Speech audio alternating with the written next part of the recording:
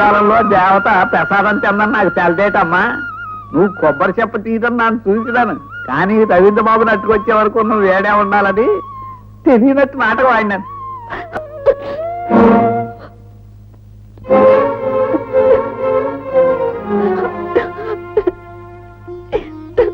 రజని, ఇంతకాలం ఇంత ధైర్యంగా ఉన్నదానివి ఇప్పుడు నన్ను చూడగానే ఆడదాని అయిపోయావి. మీ కుటుంబాన్ని నేనే నాశనం చేశానని, మీ అన్నయ్యని నేనే చంపానని మీ వదిన అనుక్షణం కుమిలిపోతూ నన్ను శపిస్తుంది కదా. లేదు రజని, అది కేవలం నీ భ్రమ. నిజం నిరూపించబడితే నువ్వు నిర్దోషిగా విడుదలవుతావు. కానీ నీకు తెలిసిన నిజాన్ని నిర్భయంగా నువ్వు కోర్టులో చెప్పాలి. ఆ రోజు స్కూల్లో మన మీద దాడి చేసింది ఎవరు? అసలు ఆ రోజు ఏం జరిగింది? వాస్తవాన్ని నువ్వు ఎందుకు దాచేస్తున్నావు? బ్రహ్మానందం ఇంటికి ఎందుకు వెళ్ళావు? చెప్పమ్మా, చెప్పు. చెప్తాను. ఆ రోజు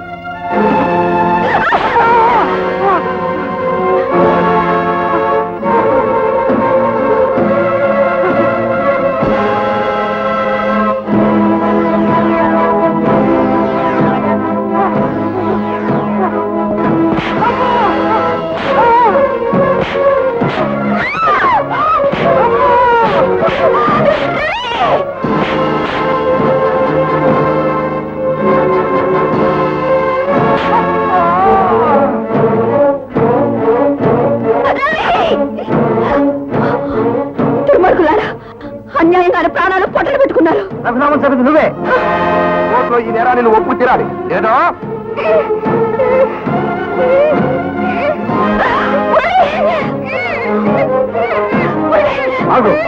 ఈ నేరాన్ని నువ్వు నెత్తిన వేసుకుని వెళ్ళకపోతే వేలాడుతున్న ఈ పసివాడి తన నేల రాలిపోతుంది. అయితే నువ్వే ఈ నేరం చేశానని ఒప్పుకో.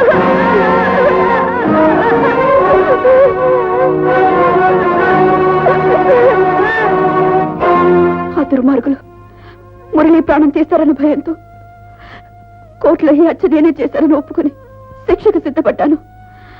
కానీ నాకు శిక్ష పడినా మురళిని ప్రాణాలతో ఉంచాలన్న భయంతో దౌర్జన్యంగానే నిజాన్ని నిరూపించాలని కస్టడీ నుంచి పారిపోయి వచ్చాను.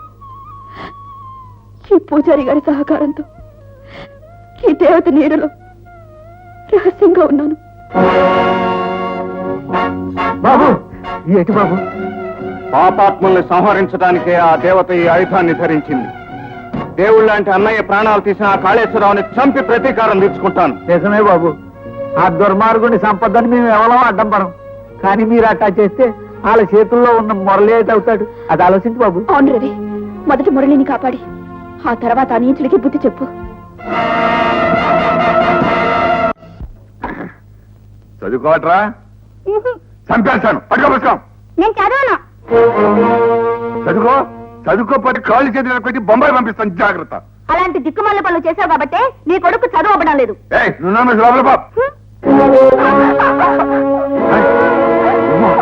నీకు అమ్మేసిన అక్కర్లేదు పిస్తోలు. నీ కొడుకు కాలు చేయి విడిచేసి నేనే అమ్మేస్తాను వీడిని. మంచిగా నా కొడుకు వదిలిపెట్టు. వీడిని నేను విడిచిపెట్టాలంటే శివయ్య కొడుకు నువ్వేం చేసావో చెప్పాలి. చెప్పకపోతే వీడు వెళ్తాడు బొంబాయి అమ్మకానికి.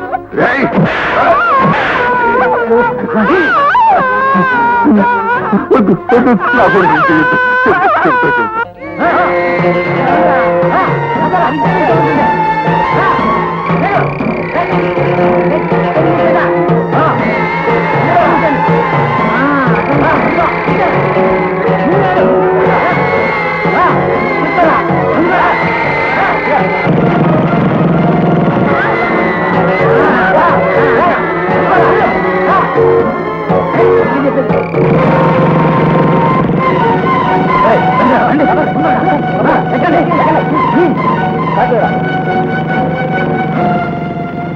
బ్యాంకులో ఏముందాయా? ఏముంటే నీకెందుకు? పోనేరా, పోనీ.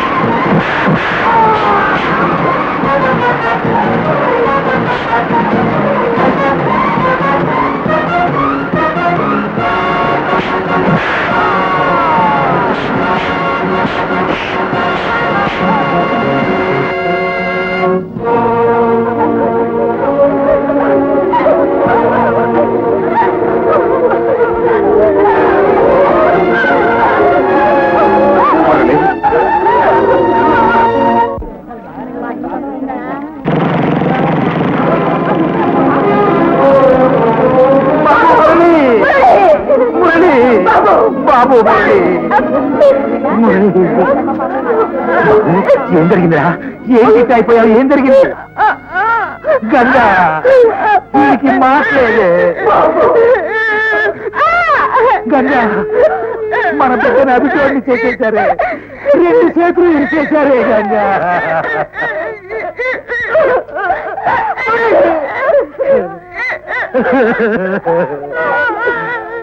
మురళి మురళి, వందే మాత్రం బాబాయ్ని చంపింది ఎవరు?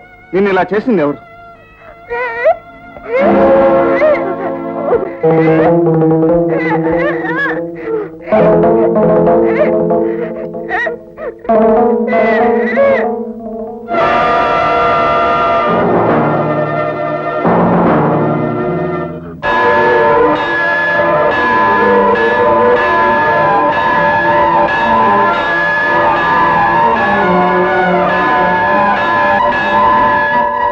సరస్వతి నమస్తుభ్యం అని దిద్దించవలసిన చేతులతో ఈ చిన్నారి చేతుల్ని అవిసిపోయేలా చేసిన దుర్మార్గులు ఎవరో బయటికి రండి.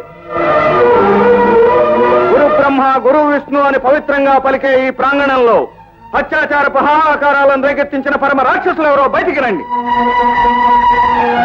పాఠశాలను బలిపీఠంగా మార్చిన కిరాతకులు ఎవరో బయటికి రండి.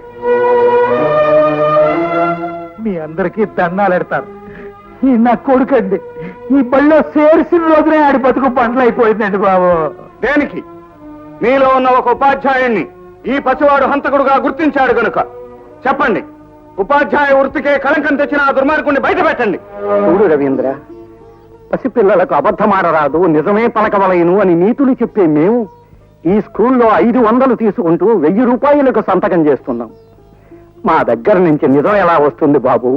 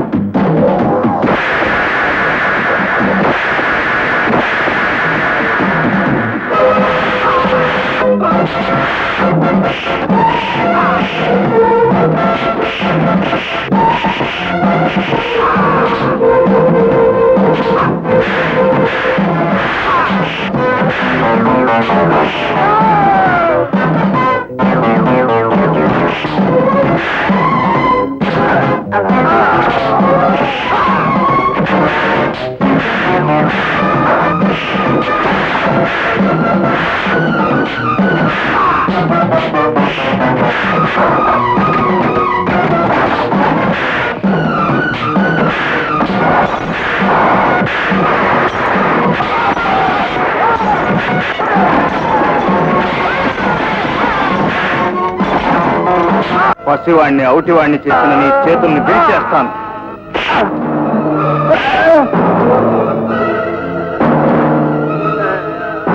ముద్దు మాటలు చెప్పే ఆ పసివాణ్ణి మూగవాణ్ణి చేసిన నీ నోటిని ఈ యాసిడ్ తో శాశ్వతంగా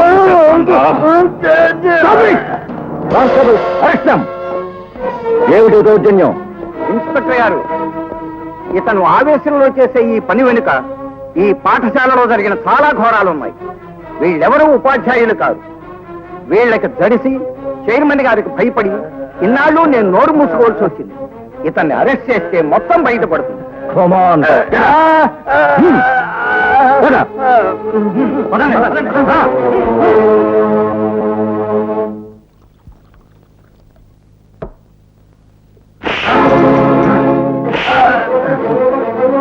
ఆ కుర్రాడి ప్రాణాలు తీరాలంటే డబ్బు కుట్టుపడి ఆయారం పెడతావా?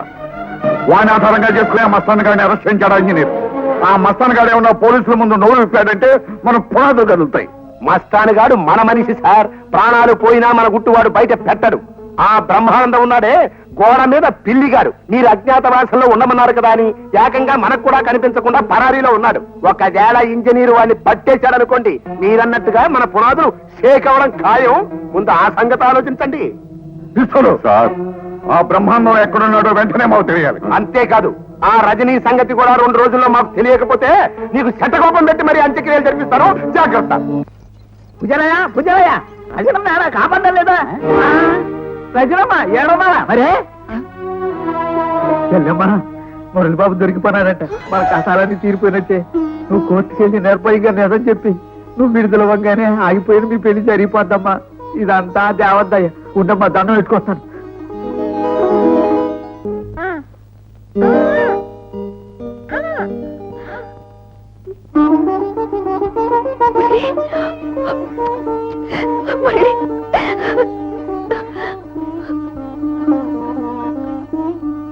రవి, ఇక ఆలస్యం ఎందుకు? నేను పోలీసులకు లొంగిపోతాను. జరిగిన యథార్థాన్ని ఇప్పుడు నిర్భయంగా కోర్టులో చెప్తాను. తొందరపడకు రజని. ముద్దాయిగా ఉన్న నీ సాక్ష్యం కోర్టులో చెల్లదు. మా అన్నయ్య హత్యను కళ్ళారా చూసిన మరో ప్రత్యక్ష సాక్షి బ్రహ్మానందం ఉన్నాడు. అతన్ని నేను పట్టుకునే వరకు నువ్వు ఇలా అజ్ఞాతంగా ఉంటేనే మంచిది.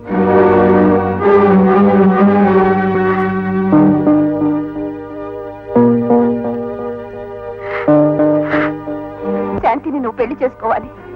వదిన, నా మాట నెరవేరుస్తానని దేవుడు లాంటి మీ అన్నయ్య మీద ప్రమాణం చేసి చెప్పు Ravi.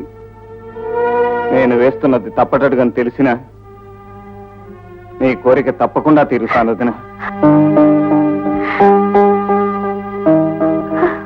Mummy mummy mummy mummy పిన్ని వాంతి చేసుకుంటుంది.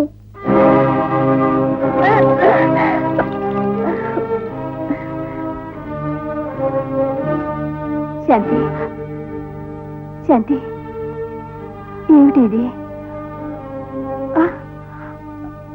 నువ్వు నువ్వు